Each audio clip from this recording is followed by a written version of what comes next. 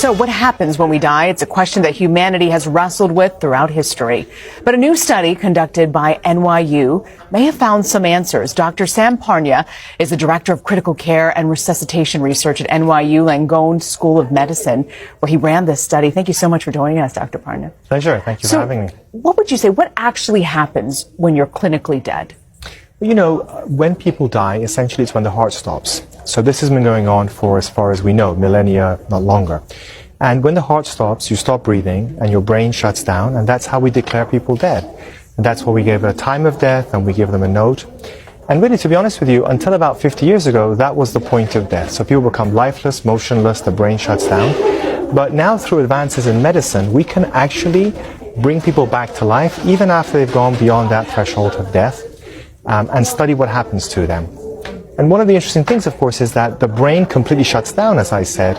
But what's fascinating is that the cells inside the body, and particularly the cells inside the brain, do not suddenly become annihilated. They go through a process of decay that can take a few hours, which is why we can actually medically bring people back to life after they have technically gone beyond that threshold of death for tens of minutes, if not hours of time afterwards. And that, of course, raises many interesting questions about what happens when we die.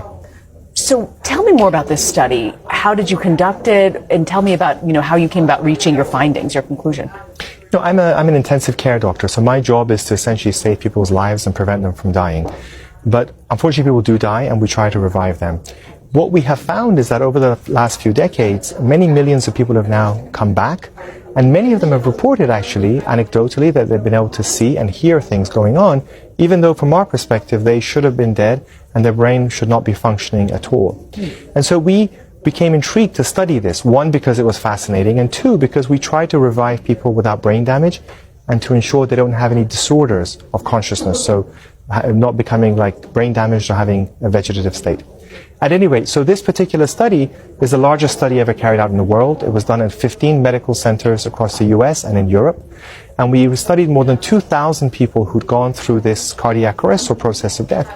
And we did not expect people to have any consciousness or awareness. But intriguingly, up to 40% of people came back and had a perception of being aware of what was happening to them, even though they had technically gone beyond the threshold of death. Why do you think that is? Well, there's a lot to it. I should also add that among that group, 10% had a very deep, profound mystical experience that was very true to them. But interestingly, 2% actually had full awareness, could describe all the events that were going on that were validated. So of course the question is, why does that happen? And we don't have the answers, because to our scientific model, when people have died, there should be no more conscious awareness going on. But it sounds like maybe consciousness is able to continue. And by that, I don't mean that they're awake, but that entity that makes us who we are, makes Sam who he is, makes Rena who she is, the self, the mind, seems to continue and doesn't become annihilated after a person has gone through their process of death. Were there any of the people that you studied that completely lost all consciousness? Well, that's what I was trying to explain. Yeah. Everybody loses consciousness immediately as soon as the heart stops. It's not like they're awake and watching us. Well, you mentioned that there were some people who remembered there was some sort of mystical experience that they were going through. Were there some people who said, nope, didn't feel anything, didn't? So some people don't have any recollections. What we don't know is whether they had experiences and forgot it afterwards, and that may be what's happening. Because of course we forget a lot of things, and most of the people who are brought back have issues to do with their treatments. We give them sedative drugs, which wipes out their memories. So that's part of what we're studying now, is does everybody have this experience, and how long does mind and consciousness continue in some format, even though we've gone beyond the threshold of death? Do you have some sort of conclusion as to how far the mind and consciousness goes?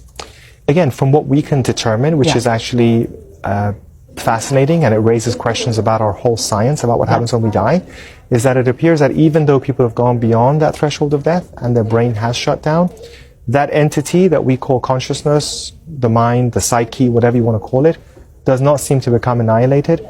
From the evidence we have, that at least tens of minutes, if not hours of time afterwards, how long beyond that, we don't know at this point. For the folks who have lost consciousness and come back, have there been any long-term effects afterwards? Well, those people who have these very deep, profound, mystical experiences, often they describe a sensation of being very peaceful, seeing a bright, warm, welcoming light, sometimes deceased relatives. And intriguingly, some of them describe a sensation of a being that they describe as being perfect and full of light and love and compassion. Those who have that experience are often very positively transformed for the rest of their lives. It's very profound. It's real to them. They become less afraid of death. They lose their fear of death completely. They engage in altruism. They're more helpful to people. They engage more with family. It completely changes them. So there's something very profound about this experience that they have.